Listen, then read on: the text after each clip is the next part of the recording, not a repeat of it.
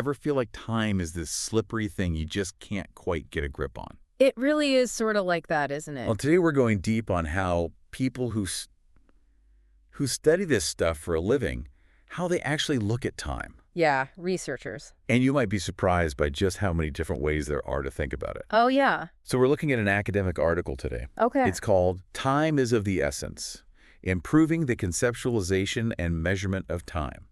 Catchy. This article is saying that time, like actual time, is a really important element in a lot of different fields. Right. Think HR, Okay. organizational behavior, entrepreneurship even. Makes sense. But here's the thing. It's often just like taken for granted, Like it's just there? not really examined all that closely. Interesting. So in this deep dive, Yeah. you're going to learn a whole new way to think about time, Okay. I'm intrigued. breaking it down into 4 different parts. 4. 4. Okay. We're going to hit each one of them, why they matter, Sure. and then how researchers actually measure them Okay. in studies. Yeah, gotcha. So first piece of the time puzzle, right out of the gate, Okay. is duration. Duration. Basically how long something lasts. Yeah, that's a big one, you know. This is crucial for understanding change over time. So like how long it takes an employee to, let's say, adjust to a new country, Okay. or how long a company can keep up high performance, you know, over the long haul. Interesting. It's a really Yeah. important concept. And did you know that it took expats? Expatriates. Yeah, expatriates. Uh-huh. Average of 4 years. 4 years. 4 years Wow. to adjust to a new culture. That's a lot longer than I would have guessed. That's way longer than most people guess. It's true. It's true. It really makes you think about some things just take time. you Yeah, know? they do. And those quick fixes, Yeah. not always realistic. Right. No magic bullet. Not at all. Not at all. So how do researchers actually go about measuring duration? So they use like units of time, right? Specific ones. Specific ones. Yeah. Seconds, Okay. minutes, Sure. hours, Uh-huh. days, Yeah. years, The whole 9 yards. the whole shebang. Exactly. The whole shebang. But you know what's really shaking things up? What's that? Big data. Oh, of course. I mean, we're talking tracking stuff in milliseconds now. wow. Milliseconds. That's incredible. It's a whole new level of granularity, you know? Imagine the possibilities. It's mind-blowing. All right. So we've tackled duration. Duration's down. Let's shift gears now. Okay. Let's go to frequency. Frequency. So that's how often something happens. Right. Within a certain time frame. Exactly. So that's key, right? You can't just say something happens a lot. You got to know over what period of time. Exactly. And that helps us make sense of patterns. Yeah. Patterns, trends. So, for example, lots of companies think, they got to launch new products all the time Constantly. to stay ahead of the game. Right. Stay ahead of the competition. Right. But research is actually saying, hold on, Interesting. there's kind of a balance there. Oh, okay. Yeah, because while, sure, new releases all the time, that can Yeah. show you're innovative, Mm-hmm. it can also lead to something called consumer fatigue. Oh, right. Too much of a good thing. Exactly. If the market just gets completely flooded. Right. Like, I can only handle so many new phone models every year. Exactly. Yeah. So it's not just about doing something a lot. Yeah. It's about finding that right rhythm. Rhythm, that's a good word for it. Like in music, Oh, that's a great analogy. Too many notes, it's just noise. Too Yeah. few, and you don't really have a song. It's about that balance. Absolutely. So how do they measure frequency? Well, they just count, right?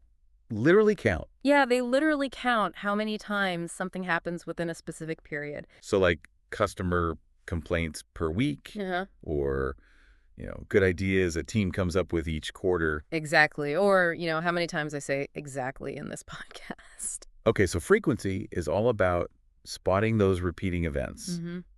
and figuring out, are they helping? Yeah. Are they hurting? Are we moving forward or are we just spinning our wheels? Makes you realize that sometimes less truly is more. Less is more. All right, so we're 2 down, 2 to go, ready for the third piece of the time puzzle. Bring it on. Let's do it. Okay, so this one is timing. Timing. And this is all about understanding when something happens. It's when. Exactly. And this is where it gets, really strategic. Strategic. Huh, I like it. Okay, so give me an example.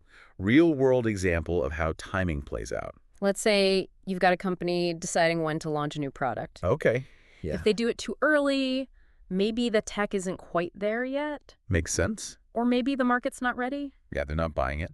But then if they wait too long, the competition might beat him to it. So it's about hitting that sweet spot. Exactly. It's like, showing up at a party at the right time. Oh, I love that. Too early, you're just awkwardly standing around. Everyone's like, why are you here? Exactly. But too late, and the party's over, you've missed it. Everyone's gone home. So how do researchers deal with timing? How do they actually study it? Well, they kind of anchor it. Right? Anchor it to what? To key events. Key events. Okay. So like a product launch. Sure. Or a merger. Uh-huh. And they'll measure like the time between two events. Okay. Or look at the impact of something. Yeah. Based on when it happened. Right, relative to other things. Relative to other things. So it's not just about what happened. Right. It's about when, in the whole grand scheme of things, it all went down. When it all went down, yeah. Timing is everything. All right. We've done duration.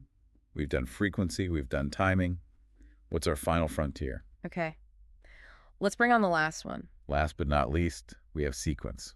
Sequence. Which is looking at the order that things happen in. So like a timeline. Like a timeline. And this is important because it helps us figure out cause and effect. Ah, the classic chicken or the egg. Exactly. So, like, does a company having a great work environment lead to employees being more motivated? Okay, I see where you're going. Or is it the other way around? Right, right. Does having motivated people create the positive environment? Exactly. So how do researchers untangle that? So they use something called longitudinal data analysis. Longitudinal. Yeah, it's a mouthful. It is. But basically it means they collect data on the same people or the same groups over a long period of time. Okay. So let's say we want to study, I don't know, the link between training that employees get at work and how satisfied they are in their jobs. Job satisfaction. Right. So they might survey these employees, I don't know, every few months for a whole year. Right. They're tracking their training and they're tracking their job satisfaction. So they're building a timeline. Exactly. Seeing what comes first, how things change over time. Like playing detective, but with data. Exactly. Data detectives. And by looking at the sequence of events, researchers can see, okay, did this particular training actually lead to higher job satisfaction? Right. Or was something else going on? That's fascinating. It is. It is. Yeah. And that helps organizations make smarter decisions about where to put their resources. It's like being able to see the domino effect. It really is. You can see which domino tipped over first and how that set everything else in motion. So sequence is all about understanding that chain of events. The chain of events, absolutely. It's the story of how things unfold. Okay, so we've tackled all four pieces of the puzzle now, haven't we? We have. Duration, frequency, timing, and sequence. We've officially cracked the time code. And the best part is this knowledge isn't just for academics. It's not. You can actually use it in your own life. Oh, absolutely. In your career. For sure. Even just understanding what's going on in the world around you. Being more aware of time, understanding these different pieces, it can really give you a whole new perspective. Absolutely. And that can be really powerful. It's like having a new set of lenses to view the world through. It really is. It's like, okay, now I see how this all fits together. All right. So to our listeners out there, as we wrap up this part of our deep dive, I want to leave you with a little challenge. Oh, a challenge. Okay. Think about these 4 time constructs. Duration, frequency, timing, sequence. Got them. Is there one area of your work, your life, where understanding time a little bit better could really give you a whole new perspective? That's a good question to think about. It is a good question. So think about it. And we'll see you back here next time for more on this deep dive into the fascinating world of time. See you then. And it's amazing, you think about all these different sequences that are happening all around us all the time. It's true. I mean, we don't even really notice half the time. It's just life unfolding. It really is. And I like what you said about how it's like those choose your own adventure books. Yeah, those are the best. The order of the choices you make determines how the story ends. Totally. But it's not always so clear-cut in real life, is it? No, it's definitely more complicated. There's so many twists and turns. You have loops, feedback loops. It's messy. It is messy. This has been such a mind-blowing deep dive into, like, the very essence of time. It really has. I feel like I'm seeing everything differently now. It's like a new lens, isn't it? It is. It really is. And the coolest thing is, this isn't just for academics, like we were saying before. Right. Anyone can use this stuff. So it's not just about, like, understanding time in some abstract theoretical way. No, not at all. It's about actually applying it. Yeah, like rubber meets the road. Exactly. To our lives. To your life, my life, everybody's life. Our decisions. Our goals. How we navigate tricky situations. It's like having this secret decoder ring for the universe or something. I like that decoder ring. So as we wrap up this part, yeah, what's one big takeaway you want our listeners to really hold on to? I want them to walk away feeling empowered, honestly. Empowered, okay. Because we've been talking about researchers and how they use these time concepts, right? Right. But the truth is, these are tools that anyone can use. So we can be time researchers in our own lives. Exactly. We can all be time detectives. I love that. Pay attention to how long things actually take. You know, the duration, yeah. how often things happen, the frequency, the timing of your decisions, big and small. The timing. And that order of events, the sequence. See, it's all important. It's like we've been given this, secret playbook for making things work. Yeah, and the cool thing is this playbook, it's always being updated. So as we learn more about how time plays out, in people, in organizations, in society as a whole. It's constantly evolving. Constantly evolving. So to our listeners out there, yeah, I want to challenge you. Ooh, another challenge. Take this new understanding and just start playing around with time a little bit. Experiment. Experiment, exactly. Like, what happens if you make your meetings shorter? Ooh, interesting. Or talk to your team more often or less often. Yeah. What if you change the timing of a tough conversation? That's a good one.